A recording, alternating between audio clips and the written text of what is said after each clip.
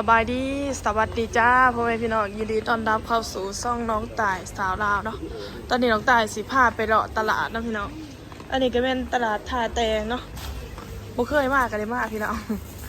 เดี๋ยวสิมาเลาะเบิ่งสินค้าเนาะส่วนนายเพิ่นสิขายสินค้าไทยนะพี่น้องนี่เนาะฮะ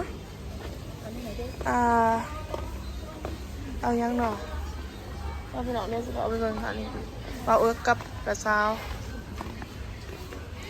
สินค้าไทยปลาหมึกปลาอะไรปลาหมึกเนาะ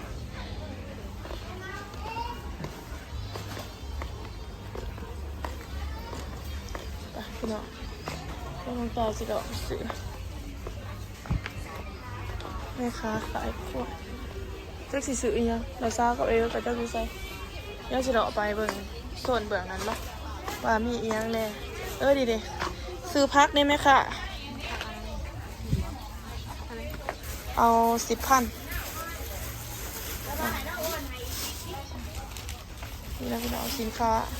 สินค้านี่มีแต่สินค้าไทยเลยเนาะส่วนได้เขานิยมใส่คนของไทยเป็นบ่สินค้าคือพวกนี้พวกเครื่องกินปลาแดกเป็นนัวเขานี่นะโอเคเอาได้นี่นะพี่น้อง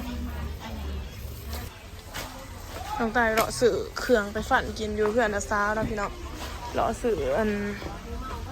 พักเนาะเราจะเอาไปพันปลาสื่อปลามาแต่บ้านกระสร้างกลางเนาะพี่น้องกระสร้างกลางเมืองน้ำมันแข้งใส่กองเนาะ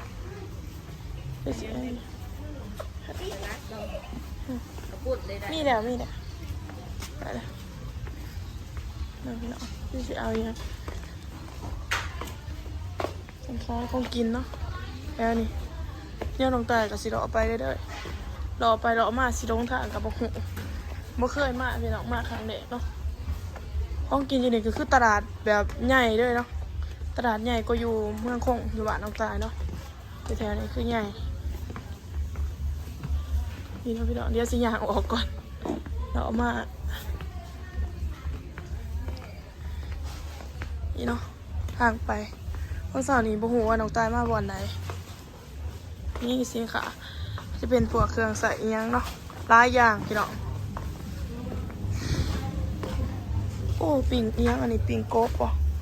อ๋อมีปิ่งกบมีกบนำพี่น้องมีกบมีเขียด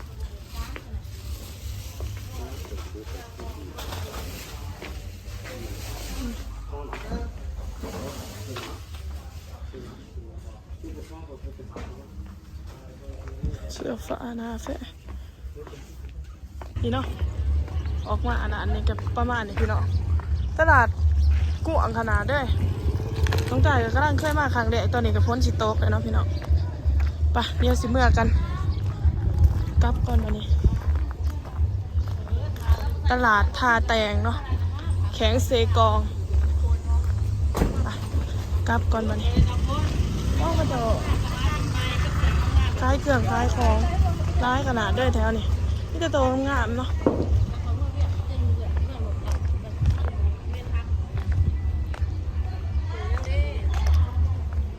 พี่น้องกลับ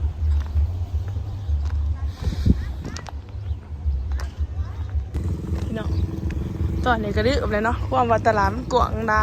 จะต้องตายดื้อบ่อนนี่พี่น้องย่างมาผิดจดเนาะย่างบอลนั่นสอดบอลนี่เพราะว่ามันไกลร้ายก็ได้ดื้อไกลร้ายลงตาได้ดื้อเนาะเสื้อผ้าก็ร้ายได้เสื้อผ้ามันได้ร้ายได้แหละนี่เนาะใส่แต่รถเปล่า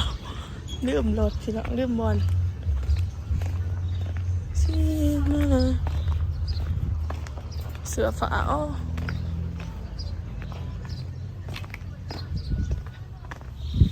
นี่นะพี่น้องได้จากมาตลาด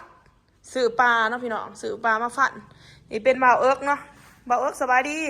พี่น้องเป็นจะได้มื้อนี้เมื่อยอยู่บ่ที่ว่าม่วนร้ายทั้งมวนทั้งเมื่อยเนาะพี่น้องปนกันไปซื้อปลามาเฮ็ดสิเฮ็ดพันปลาเนาะใครเบิ่งนี่ใครเบิ่งบ่าวเอิ๊กใครกระโตกให้แน่นี่แล้วพี่น้องซื้อปลามาเฮ็ดพันปลาอยู่เพื่อนละสาวเนาะพี่น้องมาไปผมตัวนี้ไปสิพี่ ถามนะแล้วว่าพวกไอ้ที่ไอ้น้ำกินน้ำกัน บ่ต้องงูมันไหวดิมันสุกแล้วบ่ เดี๋ยวไปจ้อกินดิ เอาพี่น้องเนื้อปลาก็เป็นคล้องผาคล้องเจาะเนาะเสียเมื่อบื้ออื่นพี่น้องแล้วเอาไปจะเอารถมาส่งรถจักรน้องตายกระตายพี่น้องแปลงรถจักรเบิด2 ล้านหาเนาะบรรยากาศเป็นผู้เป็นฟ้าเฮ้เอวนี่นะพี่น้องเป็นผู้เป็นฟ้าใช่ปะน้ำหมอกด้วยว่าขีดฟ้าตอนนี้ก็ประมาณ6ด้วยว่า7 โมงแรกนั่นเองนะพี่น้องพากะไล่มาบรรยากาศดีพี่น้องอยู่ฟ้าเนาะตรงใต้ก็อัปเดตตลาดบ้านทาแตงให้เบิ่งพี่น้องนี่เนาะบรรยากาศตอนนี้สิเฮ็ดพันปลากินเนาะพ้นกันนาจะตกบ้านอันนี้เขาจะเก็บกาแฟได้ถ้าอันนี้พี่น้องมีกาแฟมีหลายอย่างเลยบ้านธุรกิจเนาะคืออยู่บ้านน้องตายเฮ็ดตะนะมันโดดบ่มีบ่รู้ไอ้คือเพิ่นบ้านอันนี้ก็คือบ้านนักธุรกิจเด้อน่ะพี่น้องส่วนได้เนาะบ่ว่าจะเป็นคนไทยคนเวียดคนจีนเพิ่นมาลงทุนอยู่นี่หลายเนาะพี่น้องมีหลายเลยว่าบ่จักกาแฟบ่จักพักเนาะรับตั้งแต่ฟักหญ้ามักพริกอีหยังก็ล้วนแล้วแต่เป็นอาชีพเบิดเพิ่นเอามาเฮ็ดเกษตรกรเนาะพี่น้องส่งออกลาวไทยหรือว่าเวียดนามก็มีเนาะนี่เป็นผู้เป็นพาพี่น้องน้องใต้ก็จะได้นอนเฮือนแต่เช้าเป็นคืนสุดท้ายเนาะมื้ออื่นก็จะแม่นได้เดินทางกลับเมืองโคงซิโดนเนาะพี่น้องไหลแต่บ่ให้เอาเล็กน้อยลงกูเอาลงนะกูเฮ็ดใหม่นี่นะพี่น้องปิ้งปลาเผาปลาเฮ็ดพันกระปุ่นกินเนาะนี่เป็นบรรยากาศปิดเที่ยงบรรยากาศนะพี่น้องตะกี้ก็เป็นเฮือนเพิ่นได้ตะกี้บ่อนนี้เนาะแต่ว่าเดี๋ยวนี้เพิ่นก็เฮ็ดเฮือนใหม่นี่เฮือนใหม่เพิ่นตะกี้เฮือนเก่าอยู่นี้เนาะตายเคยมาอยู่นี่อันนี้เป็นบ้านกระตวดเนาะพี่น้องบ้านกระตวดเบียร์กระเพาะกาแฟหลายสนิทเนาะบ่ว่าจะเป็นหมากกาแฟเป็นพักเป็นหมักพริกอีหยังก็หลายเบิดแถวนี้ทางก็เป็นทางคอนกรีตหรือว่าทางถนนทางยางเนาะอันเนี้ยทางยางนะพี่น้องอย่าเหาะนั่นเลยนี่ไปหายายไม่ได้พูดกะไหลติ๊บเขาอุ้ยตกสัมไหลติ๊บเขาตอนนะพี่น้องเดี๋ยวสิลองไปเอาไหลติ๊บเขาตอน2 หน่วยเฮ็ดติ๊บเขาตกลงไปเอาเลยค่ะเป็นบรรยากาศนะพี่น้องหมู่บ้านกระตัวหนาวบ้านกองตูนบ้านกองตูนนะพี่น้องนี่ก็จะเป็นหมู่บ้านกองตูนเนาะเดี๋ยวสิฟ้าไปเบิ่งท่า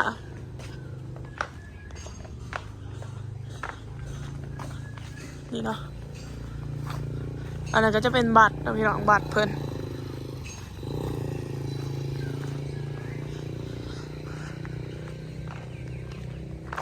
บรรยากาศแถวนี้ก็ดีเลย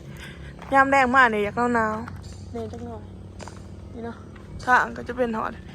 พูนทางน้องตายขี่ไปพูนซื้อเลยนะซื้อเลยนี่ก็จะทางเมื่อบ่านเนาะนี่ก็จะเป็นเพื่อนตาสาวบรรยากาศก็งามพี่น้องมื้ออื่นกับเมื่อหาทงไห้ทงหน้าคือเก่า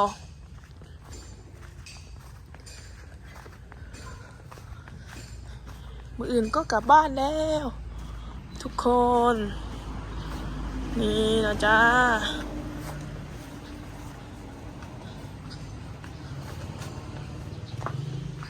บรรยากาศดีบรรยากาศแถวนี้พี่น้องน้ำหมอกกระโดดด้วยนะ